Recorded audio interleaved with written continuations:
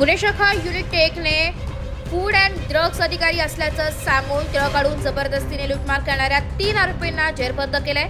याबद्दल सविस्तर वृत्त असं की दिनांक 11 मे 2025 रोजी पहाटे 5 वाजेच्या सुमारास येवला टोल नाका येथे 4 अनोळखी इसमांनी गाडी आडवी लावून आम्ही फूड अँड ड्रग्ज अधिकारी असल्याचं सांगून 2 सुपारीने भरलेले ट्रक हे जबरीने नाशिक येथे घेण्यास सांगून ते उद्योग भवन सातपूर नाशिक येथे लावून सदर गाडीतील चालक यांच्या ताब्यातील मोबाईल फोन, पैसे, गाड्याच्या चाव्या, गाड्याचे कागदपत्रे जबरीने काढून घेतले। त्याबाबत फिर्यादी मणिशंकर ब्रिज मोहन मिश्रा यांनी सदर 4 अनोळखी इसमांविरुद्ध सातपूर पोलीस स्टेशन येथे गुन्हा दाखल केलेला आहे। सदर गुन्ह्यातील आरोपितांचा शोध घेण्याबाबत माननीय पोलीस आयुक्त नाशिक शहर, माननीय पोलीस उपायुक्त गुन्हे शाखा नाशिक शहर, माननीय सहाय्यक पोलीस आयुक्त गुन्हे शाखा नाशिक शहर यांनी सूचना दिल्या होत्या।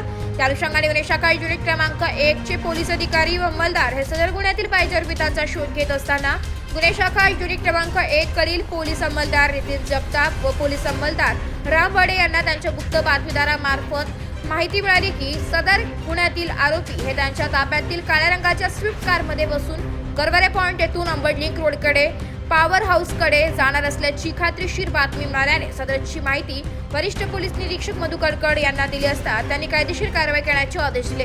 त्यानुसार गुन्हे शाखा युनिट पथकाने गरवारे पॉइंट येथे सापळा रचून आरोपी यांना ताब्यात घेतलाय। त्यांच्या ताब्यातील VDI स्विफ्ट कार क्रमांक MH15 CD 7774 कारसह ताब्यात घेऊन त्यांना त्यांची नावे विचारली असता त्यांनी त्यांची नावं चारुदत्त त्र्यंबक भिंगारकर वर्ष 37, मयूर अशोक दिवटे वर्ष 32 अशी सांगितले।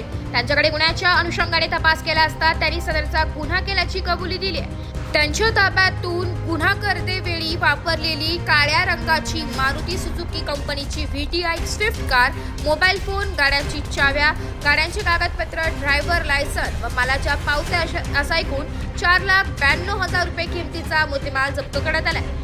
त्यानंतर सदर गुन्ह्यातील पाहिजे आरोपी नवीन सोनवणे हा टिळकवाडी सिग्नल येथे येणार असल्याबाबत पोलीस अंमलदार मुक्तार शेख यांना त्यांच्या गुप्त बातमीदारामार्फत बातमी मिळाली।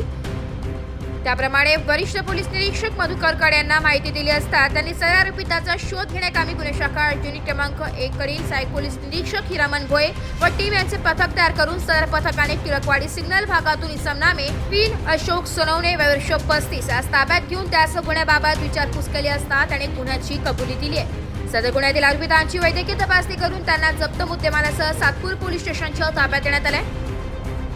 सदरची कामगिरी वरिष्ठांच्या मार्गदर्शनाखाली पोलीस पथकाने केली आहे। ब्युरो रिपोर्ट, नाशिक लोकशाही न्यूज, नाशिक।